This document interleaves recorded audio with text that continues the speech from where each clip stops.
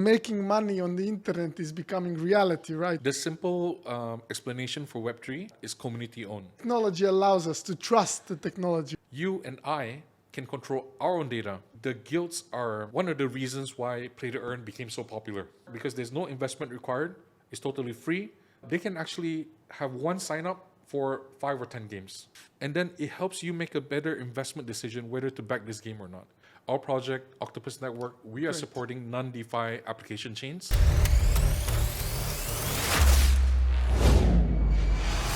Hello and welcome. Thank you for tuning in. This is Crypto Cypher Podcast and I'm your host, Viktor Zaman, KOL Manager for Cypher Capital.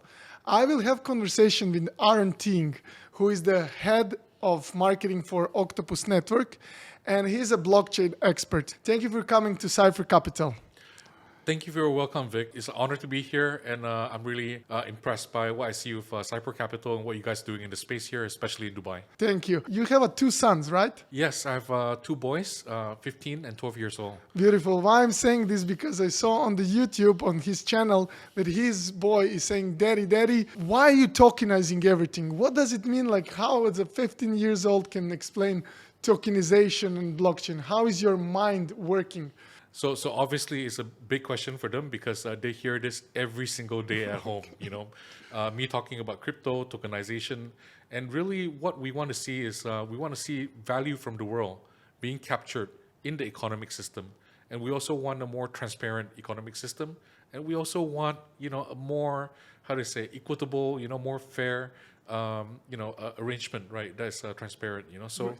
With DAOs and stuff like that, there's a lot of, you know, fancy things you can do with it. But like your mindset is like thinking everything to tokenize. Yeah, so explain exactly. me, how do you think of like that? What does it mean tokenizing everything put on blockchain? Can you explain what can you put on blockchain, for example? I think a lot of value in the world has not been captured, right? So for example, you know, if you do some good deeds, there should be some recognition for being a good community member in, let's say, a country, or a good citizen, right? Or being a member of a community that's contributing a lot. There should be some recognition. So blockchain allows, with tokenization, allows you to do that. Now, why my kids were asking me about why you want to tokenize everything is because they actually have this conversation within their game community. So both of them are gamers, and within the game community, there are some games that wanted to adopt NFTs, for example, or blockchainize their game, for example. How they're capitalizing that NFTs and so there are 2 camps within this group. So some of them think that it's why you want to tokenize is because you want to make a cash grab. So not everyone fully understand what is the power of the blockchain, and I think this is a very natural process with any new technology. And I think that the current form of what we have, for example, in NFTs or gaming, is not, complete. Mm-hmm. What I mean to say is that we are generally in the right direction on how we are applying the technology. But again, the understanding is evolving every day. And we need to make some adjustments, and some of this we'll talk about later. Yes, great. So as I announced you that you're expert in blockchain, but like how long you've been in blockchain industry and what was your beginnings? So I have a civil engineering degree. I started in my career in oil and gas, and I started Bitcoin mining in about 9 years ago. It was one of the first ASIC miners, KNC Neptune, so I bought it. But I was interested from a very interesting angle, which so far, I think is quite unique. In that I fell in love with the concept because being involved in the oil and gas industry, we understand that oil is a scarce natural resource, and yet someone with some guy so Satoshi came out with a code that replicated a scarce resource with just codes, and that was so amazing for me, so I fell in love with it, and after that I got involved in the community. And in the early days, there was so much problems, and which led to us being asked to start the blockchain associations, which I co-founded in Malaysia. And from there, I started working with projects. And because I wasn't a computer programmer, I thought the only way I can contribute is through community. And this is what I'm really focused on for many projects.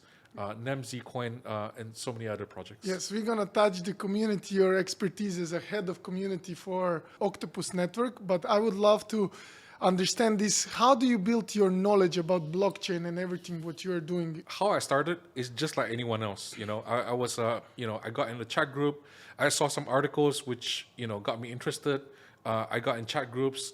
There were very helpful people in the chat group that gave me access to, for example, Like the Bitcoin white paper. Which chat groups? What, is it specific Twitter? Where do you so go? in the early days, Yeah. there was a Telegram group. And this Telegram group was advertised in a local tech forum called loya.com. And this was very early, and there was only 100 people inside at that time.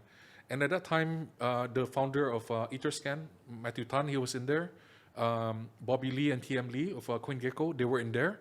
And, they haven't even started the project back then, So it was super early. So that's why it was so nice to, see people who are really passionate over the years, grow to be really big people. And also, see the community grow from just 100 people, imagine 9 years ago, to now, literally, millions, or I dare to say, tens of millions or hundreds of millions of people 100%. worldwide. Yeah. Yes. So as you mentioned, the head of community for Octopus Network, what was your idea like community building? How do you approach it? Community building in the beginning, we were very idealistic. Okay, so basically what we wanted was something different from status quo, right? You have NGOs, and you have like board of directors, and so on and so forth, like a company structure, almost like a pyramid structure. So we were very much for having a flat structure. Everybody have their voice, and everything would be discussed, and that was how we started. As we gain more experience, as the industry grow, then we start to understand that, look, in a group, perhaps there are some people who's willing to dedicate more time or contribute in certain ways. And that's when, I wrote the first, like a training manual for Zcoin, because it was quite, zero knowledge proof is quite a complex topic. So basically, I created a course. I wanted, some people to try and, learn about it. And when they are willing to spend the time to learn and understand, then we know that, they're more committed than others in the community. So we created an ambassador program for them. So the basic idea is that there would be the active member of the community, which are willing to share the knowledge. And through that, we should find more ambassadors and grow. Great. In terms of I would follow up on the question for the YouTube channel. Aaron Ting has like 250,000 views on his channel. The moral of story was you were putting the content for which reason? For the blockchain projects? What were you trying to achieve with that program? So this goes back all the way to early days of working of Nem and Zcoin.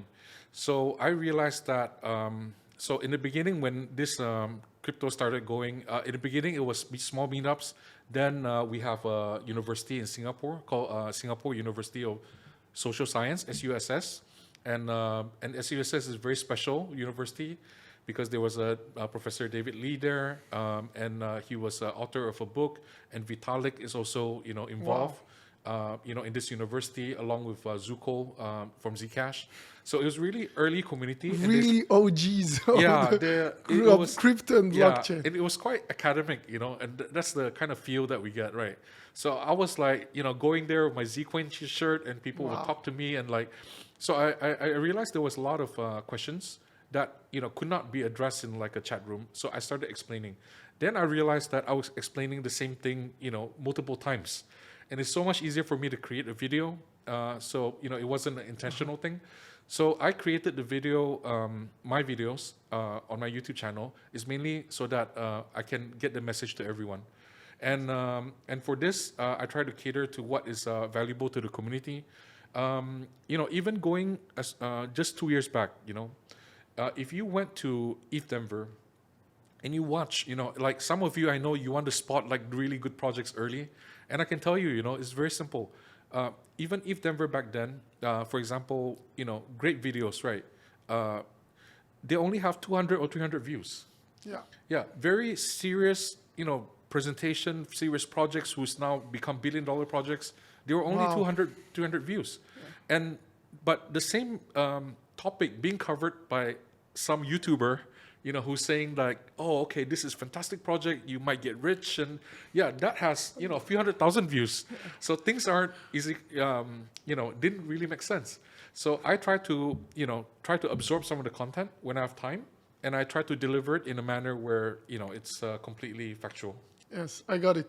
But like funny fact, what you said, people on YouTube and the internet, what they look for, how to make money fast. So Yeah. basically, as a crypto project, everybody thinks, oh, where's my Lamborghini tomorrow? So I believe you as a true example, how long you've been in blockchain and what do you understand about Yeah. it?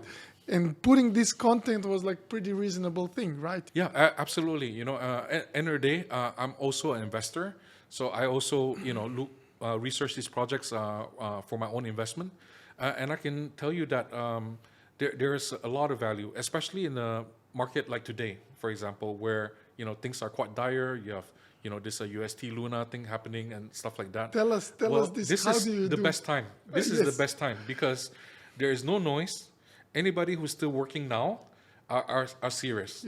Any community that is still there, that is your real community. I feel you, but now the fear factor is like completely low, so nobody wants to invest in this time. I But think- how do you do the research? That would be maybe more valuable for viewers to see. Like as an expert, you said you do your own research. How do you start that, and where do you dig?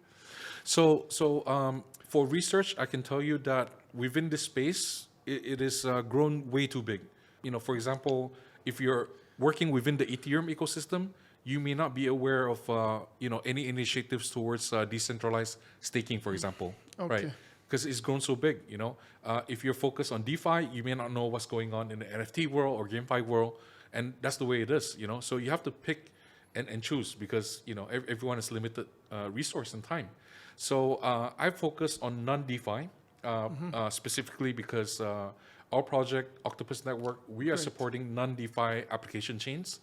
And in particular, we have chosen GameFi as one of the areas where we can give the most benefit because GameFi has a lot of transactions, but they're very low value. And this is where we can add the most value. Let's go talk about this. Like, okay, do your own research first, and you are doing research to benefit Octopus Network. Tell us a little bit about the Octopus Network and how it's bringing the value to blockchain. So Octopus Network is a multi-chain network, and this network is a very special platform. Because why? Because we're not a blockchain, we're a technological platform, and we are a technological platform for Substrate project, which is a rapid blockchain development framework within Polkadot to launch as a sidechain to Near Protocol. So because of that, what we do is we provide not only unlimited scalability, we can have unlimited number of chains, and and of course we have the grant from Cosmos to build the IBC palette for Substrate. Sounds very complicated, but actually we're just connecting the Polkadot and the Cosmos ecosystem. There's a project that you may know called A-Star in the Polkadot ecosystem. We're helping them build their bridge to Immutable X, which is based on Cosmos. And we have a sub-team that's working on the IBC Docker for EVM. So these are common good technologies, meaning that once we build this, we have absolutely no benefit by ourselves. It can be used by everybody. And this is where I focus for my research. So for example, if there's many projects in many different flavors and there's so many variations. But out of those many projects, I believe some projects are contributing to the development of the space as a whole, or they're tackling a very important problem that is faced by everyone, And these are what I will identify as very interesting, very valuable projects. Right. So why did you pick Near Protocol and for the Octopus Network? How did they become the best of the all blockchains? Exactly. So before we decided to work with Near Protocol, so the history, I'll go back a bit in time. Tell us. So our team was a cross-chain building team within, with Polkadot technology and also Cosmos technology.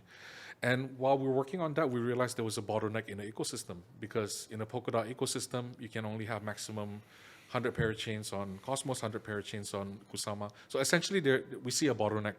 So what we try to do is try to preempt this issue, and we create a platform that can, basically solve this bottleneck. The other bottleneck is that we see that there's a lot of projects that are very good in terms of technical design, but they lack in knowledge in other areas. So, for example, they lack knowledge in fundraising or token engineering and stuff like that. So we have an accelerator program where we give $1 million every year, and in this program, we give that knowledge to all these projects. And it's a very fascinating program because we have seen so many cases where participants in the group get to know each other, and they were able to come up with a project by joining up together. Yeah, that's again back creating the community and the ecosystem on the your blockchain Octopus Network. Yeah, so it's an open and composable platform, meaning any experts can come, are invited to give the content. But within the applications that are involved in the program, they also share experience, and this is how we grow.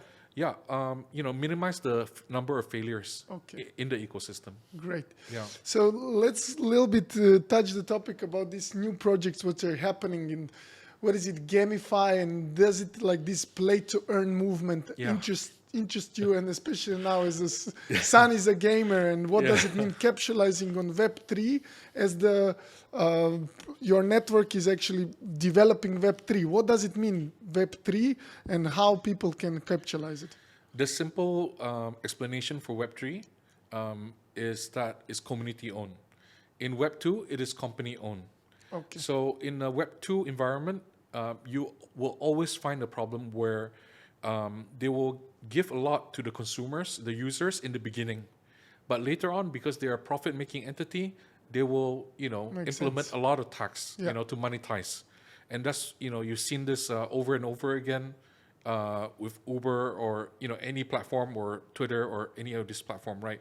And the problem, and there's a lot of problem which is very well known, as particularly with regard to your data, which is the new oil.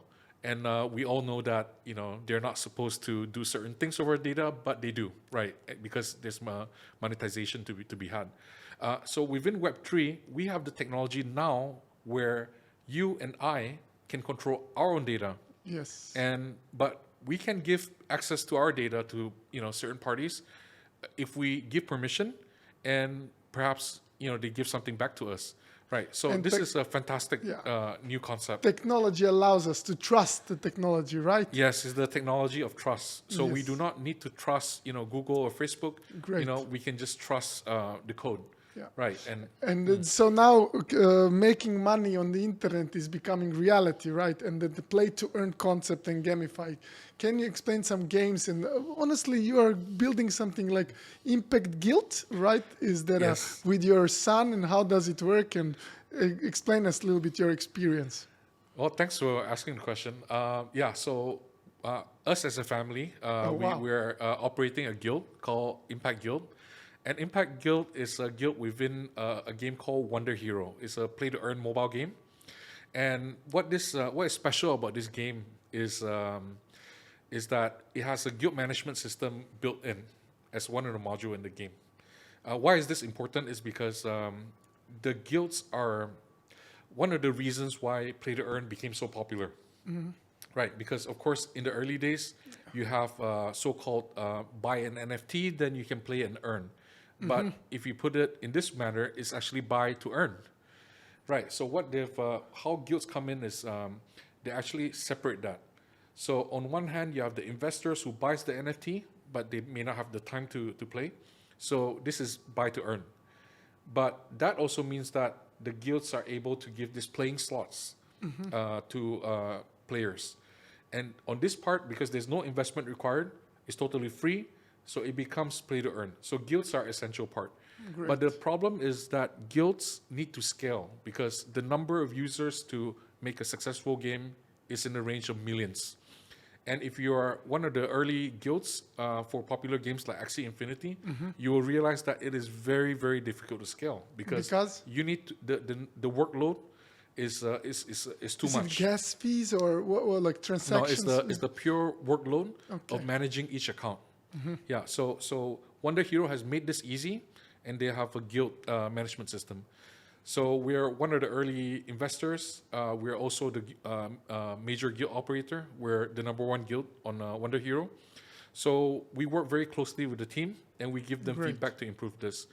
Now, I want to actually take this one step further.